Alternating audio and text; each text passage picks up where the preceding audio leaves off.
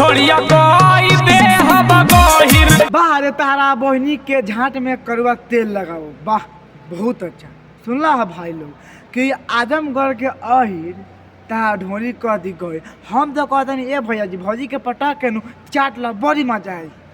तो का हाल बा भाई, तो आज हम फिर से पेलाई कैले बानी बुलेट राजा एंड एगो भैया के। तो भाई लोग कसम से कहती आज के वीडियो बहुते गरफार बनल बा।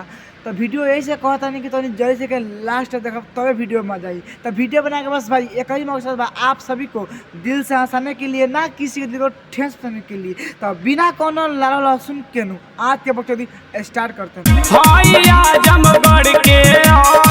ए सार बुढ़ छू छू न, अब सुनो हमार बात। तू आइल बड़ा हमू आइल बनी आ कोनो आइल बानू तो भौजी एगो झाँटो ना उखाड़ पाई।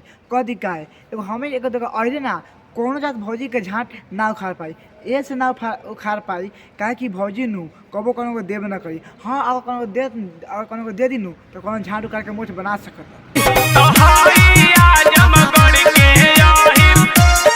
ए भौजी इतना न तू मत ऐठ काहे कि ता अंठाई दे के नु हमार रहन लेके जाता। हाँ गलती से हम खा हो जानू तो इतना पेलम कि पेला के बाद में कम नु हम पेल ही नहीं खी। ज्यादा ना बोला बिगाड़ दे हम चाल हो।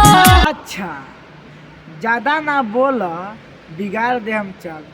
अब सुनो भाई भौजी के इतना पावर बा कि भैया का ज्यादा बोलिए नु तो भैया के चाल भौजी बिगाड़ दी। अरे भौजी भौसरी वाली पटा के फेल दी भैया नु मारे पर हक दे आ झाट ना छील देब तारा बहिनी के। मतलब सुन तारा भाई ज्यादा तू बोलबू तो मिस दे हम गाल। अब भैया के इतना पावर हो गल बा कि भौजी अगर ज्यादा बोलता तो भौजी के गाल मिस दी। हम तो कहता नहीं है भैया जी भौजी के झाटिया छील दो बड़ी मजा है। अच्छा इतना पावर बढ़ गल बा का? पावर के साथ में नु लमको बढ़ गई बा। अगर तू कहबू तो हम पावर दिखा देवल बहन जो मतलब बहन के का सॉरी भाई लोग।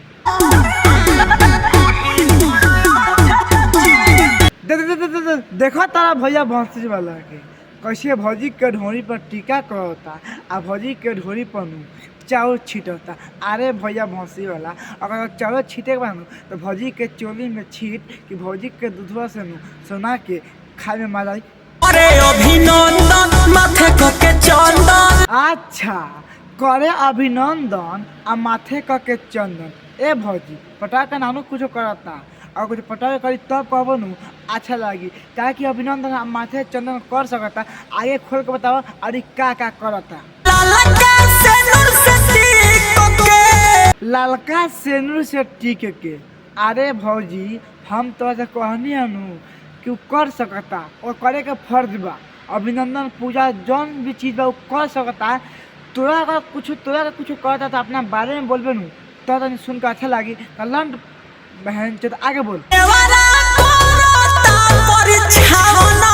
ए भौजी भौसरी वाली ज़्यादा दिमाग मत खराब कर। हम तो दू पे कह दिन तहार बहन चोरू कि तू आगे अपना देवर के बारे में कुछ बोला। अगर ताके देवर तो पेलाता पटाखे चटता तो कुछ भी कराता ओके आगे बोलबू तो सुनने में मजा आई। लान तहार बहन चोरू कहता कि परछावन करता भाग तोर बहन चोर अलंड से पीट के ना करता तहार बहन चोदो। सुन तारा भाई लोग कैसे भौजी अपना देवर के बारे में घटिया बात बोलतिया कि देवरा कहता परछावन ढोरी पर अच्छा छीट के। ए भौजी और पटाखे पेल जितनु बड़ी मजा आई।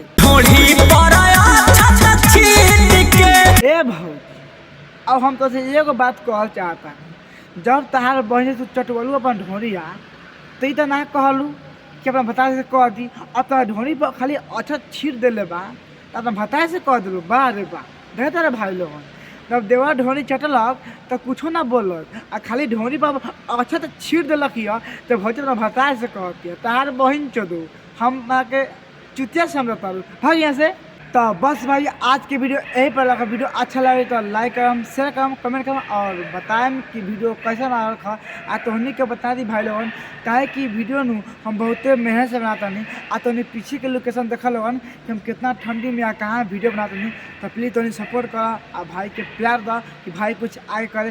फिर से मिलते हैं नेक्स्ट वीडियो में, जब तक के लिए बाय।